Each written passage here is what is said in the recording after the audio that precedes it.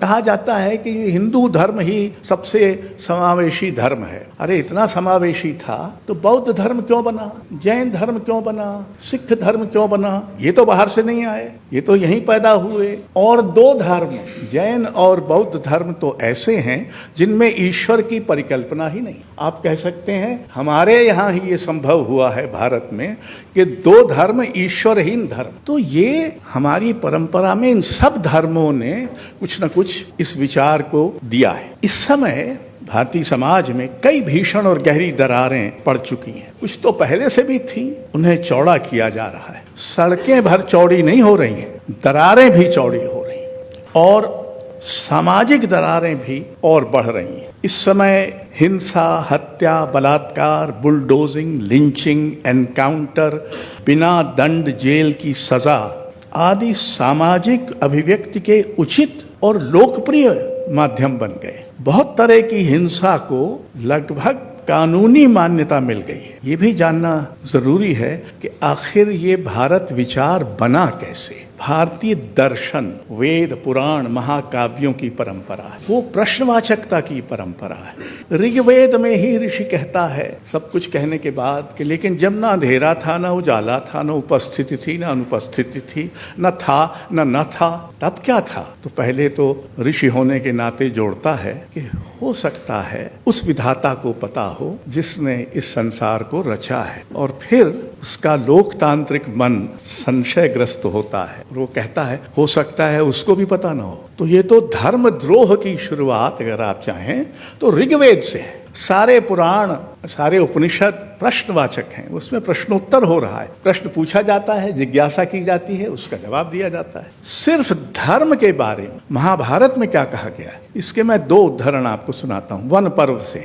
हे महिपाल, एक धर्म से दूसरे धर्म का जब विरोध हो तो उनमें कौन बड़ा और कौन छोटा है, ये विचार करके देखना चाहिए। जो धर्म दूसरे धर्म का विरोध नहीं करता उसी धर्म को अपनाना चाहिए। मैं नहीं कह रहा, ये 2000 बरस से पहले व्यास कह रहा है। और व्यास ने उस समय भी कहा था कि मैं हाथ उठाकर कहता हूं लेकिन मेरी कोई सुनता नहीं है। तो जब व्यास की नहीं सुनी गई तो दोस्तों हम जैसे छुट भाइयों की क्या सुनी जाएगी। लेकिन जैसे व्यास ने आवाज उठाई वैसे हम भी आवाज उठाते हैं। दूसरा, हे राजन, जो धर्म दूसरे का विरोध करता है वो धर्म नहीं है, कुधर्म है। जिस धर्म को दूसरे धर्म से विरोध नहीं वही सत्य धर्म। अब ये बात इसलिए जो भारत विचार है, इसमें जो बाद में हम लोग गांधी जी ने शब्द दिया सर्वधर्म समभाव, ये बात हमारी परंपरा से आई। ये हमने आधुनिकता और पश्चिम से नहीं ली है। फिर हिंदू, जैन, बौद्ध, इस्लाम, ईसाई, इतने सारे धर्म, इनमें जो सन्निहित और संविधान वो अंतिम, यानी एक तरह से अंतिम अभी तक तो, हालांकि कहते हैं तैयारी है कि उसको अगली बार अपदस्थ करके कोई नया संविधान लाया जाएगा। तो अगर लाया भी गया तो वो संविधान भारत विचार को अपदस्थ करके लाया जाने वाला संविधान ही हो सकता है, क्योंकि संविधान ने ही इस पूरी परंपरा को, इस पूरे उत्तराधिकार को एक तरह से संगुम्फित करके हमारे सामने रखा। कहा जाता है कि हम एक ज्ञान आधारित समाज बनने जा रहे थे, a knowledge based society. In fact the attempt is to make us an ignorance based society. Anyway, Hindutva का प्राधान्य और हिंदुत्व स्वयं हिंदू धर्म का संभवतः सबसे अवैध, सबसे विकृत, सबसे नासमझ संस्करण है। हिंदू धर्म हिंदुत्व से बहुत बड़ा है और बहुत बेहतर है और बहुत मानवीय है और बहुत समावेशी है, लेकिन उसमें बहुत सारी विकृतियां भी रही हैं, जैसे जाति प्रथा की इत्यादि इत्यादि, वो सब हम जानते हैं। लेकिन आज जो हिंदुत्व हम पर लादा जा रहा है या लादने की कोशिश हो रही है, उसका हिंदू धर्म से, उसके अध्यात्म से, उसके ज्ञान और धर्म चिंतन से कोई संबंध। ये अकारण नहीं है कि राष्ट्रीय स्वयंसेवक संघ या भारतीय जनता पार्टी का कोई भी व्यक्ति कभी किसी हिंदू फाउंडेशनल टेक्स्ट का उल्लेख नहीं करता, वो किसी घटना का उल्लेख कर देगा। मसलन नोक भर जमीन नहीं देना, ये घटना है, जिससे महाभारत हुआ था, जब दुर्योधन ने कहा था कि नोक भर जमीन नहीं दूंगा। लेकिन किसी जिनका मैंने आपको महाभारत से ही अंश पढ़कर सुनाए, यही नहीं, रामचरितमानस जिसका बड़ा महिमा गान इन दिनों हो रहा है।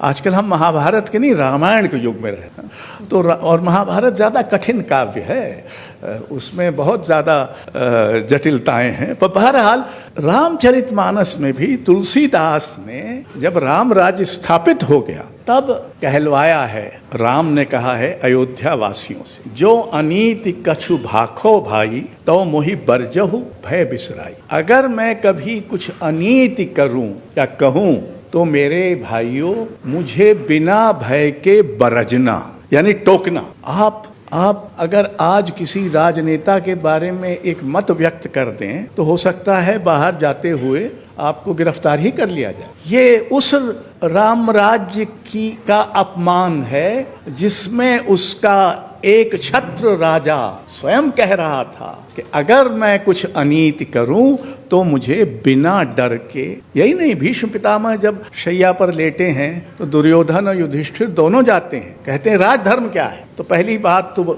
कई चीजें बताई उन्होंने। एक बताई कि मूर्खों और लालचियों को राजकर्म में नहीं लगाना चाहिए, ये राजा को राजधर्म है ये। दूसरा राजधर्म है कि राजा को अपनी प्रजा को हर प्रकार के भय से मुक्त रखना चाहिए। यहाँ तो राजा ही सबसे बड़ा भयानक बन गया है, सबसे बड़ा हर दिन डराता धमकाता रहता। वो नहीं डराता तो उसका जो दूसरा सरदार है वो डराता धमका रहा। तो ये भय फैलाना और भय से प्रीति उत्पन्न करना, और ऐसा दुर्भाग्य है कि उनकी कुछ प्रीति तो बन ही गई है, हम कितना ही उनसे असहमत हों, वगैरह विवेक है। तीसरी बात, अन्य सभ्यताओं से हमारा संवाद हुआ है और उनसे हमने कुछ ग्रहण किया है। आप याद करें, गांधार शैली, स्थापत्य की इतनी महान शैली, तो हमने ग्रीको रोमन सभ्यता से हमारे संवाद से पैदा हुई। दूसरी तरफ मिनिएचर शैली, जो फारसी यानी फारस से, जो ईरान से जो मिनिएचर चित्रकला थे उससे।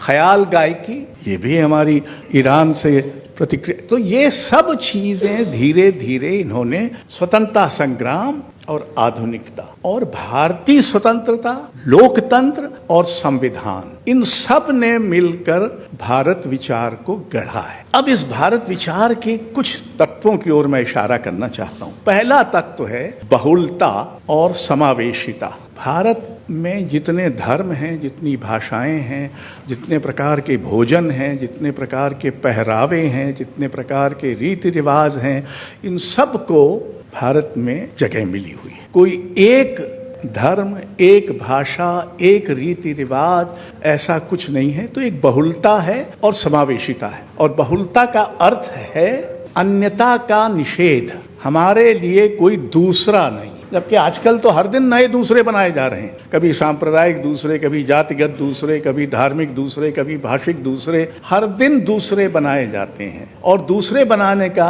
मुख्य मकसद ये है कि दूसरों को नीचा दिखाना है, उनको एक कमतर स्थिति में लाना है, उनको एक सामाजिक अपमान की स्थिति में रखना है। ऐसे दूसरे भारत विचार में कोई नहीं है, सब भारतीय हैं। हमारा प्रियम्बल शुरू में कहता we the people of India, उसमें ये नहीं कहता कि उसमें से ये कोई खास लोग भारत हैं और कोई दूसरे लोग कम भारत। हमारी सभ्यता अपने में महदूद सभ्यता नहीं रही है, अपने में सीमित और कैद सभ्यता नहीं रही है, ये दूसरों के प्रति खुली सभ्यता रही। और हालत तो ये है कि एक जमाने में तरह तरह, जैसे शंकराचार्य को प्रच्छन्न बौद्ध कहा गया, क्योंकि शंकराचार्य ने यद्यपि बौद्ध धर्म का और बौद्ध दर्शन का विरोध करके कुछ किया था, लेकिन बहुत सारी बातें उनकी ऐसी थी जो मिलती जुलती थी बौद्ध धर्म से, इत्यादि इत्यादि। तो ये जो ग्रहणशीलता, आदान प्रदान, फिर सर्वधर्म संभाव, सामाजिक गरिमा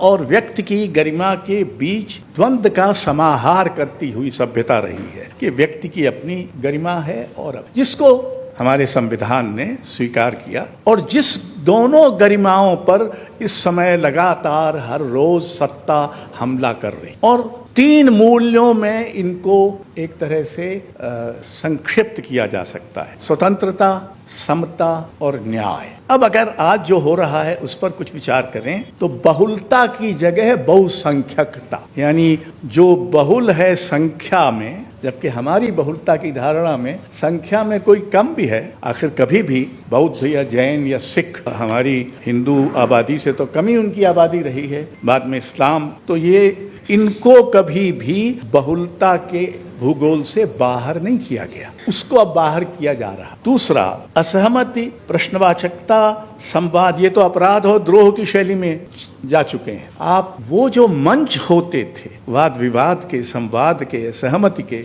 उनमें से ज्यादातर मंच तो बहुत आसानी से भक्त मंच हो गए। तो भक्त लोग तो स्तुति ही कर सकते हैं, और स्तुति में वैसे भी आंखें बंद हो जाती हैं, जब प्रार्थना करते हैं तो आंखें बंद होती। अगर आप पिछले 10 वर्षों में कुछ राजनेताओं के जिनके ज्ञान पर घोर संदेह, सिर्फ डिग्री पर ही नहीं, यद्यपि वो भी है, लेकिन ज्ञान पर जिनके संदेह है, वो ऐसे विषयों पर ऐसे लगातार आत्मविश्वास से बोलते रहते हैं और फिर अंततः सारे ज्ञान को व्यर्थ बताते। ज्ञान का ऐसा अनादर और अपमान और अज्ञान की ऐसी महिमा हमारे लोकतंत्र में कम से कम कभी पहले नहीं हुई। इसलिए ये संघर्ष सिर्फ अगले चुनाव तक नहीं चलेगा, ये उसके बाद बहुत लंबा चले, क्योंकि ये कुविचार स्वतंत्रता से पहले पैदा हुआ था और अब स्वतंत्रता के 75 वर्ष बाद अपने अमृत काल में पहुंचा है ये कुविचार। तो ये इतनी आसानी से हमारे दृश्य से, हमारे बौद्धिक दृश्य से, हमारे राजनीतिक दृश्य से, हमारे सामाजिक सांस्कृतिक दृश्य से गायब नहीं हो जाए। दूसरा, भारत विचार का बचाव करना, हमको उनका निजी और संगठित विरोध करना चाहिए जो भारत विचार को खंडित करते हैं। फिर वो चाहे उत्तर प्रदेश में चल रही एनकाउंटर और बुलडोजर की राजनीति हो, एनसीईआरटी की पुस्तकों में ऐतिहासिक तथ्यों को हटाकर ज्ञान की सार्वजनिक अवज्ञा हो, आदि आदि। कई बार इतिहास में ऐसे क्षण आते हैं जब हमें इस तरह के संग्राम लड़ना पड़ते हैं। हम में से बहुत सारे लोग बड़े शांति प्रिय हों, अरे भाई कौन झंझट में पड़े, झंझट में ना पड़ो, ये तो ठीक है, और फिर थाली भी तो मत बजाओ, वो भी तो झंझट है, दिया तो मत जलाओ क्योंकि वो भी तो मूर्खता है। तो ये जो बड़ा एक आराम पसंद झंझट में न पड़ने का की जो अवसरवादिता है और जो मध्य वर्ग पर पूरी तरह से छा चुकी है, उससे हमको मुक्त होने की जरूरत है। भारतीय मध्य वर्ग अंततः भारतीय विचार से विश्वासघात करता हुआ मध्य वर्ग है, उससे आशा करना बेकार है। हमारी आशा मध्य वर्ग से इतर वर्गों से ही हो सकती है, स्त्रियों से हो सकती है, दलितों से हो सकती है, अल्पसंख्यकों से हो सकती, और सच्चे हिंदुओं से भी हो सकती, पर मध्य वर्ग से नहीं हो सकती, और शायद फिलवक्त सवर्णों से भी नहीं हो सकती। तो ये बातें भी हमको ध्यान में रखना चाहिए कि उम्मीद अगर है तो उसकी जगह कहाँ है। शुक्रिया।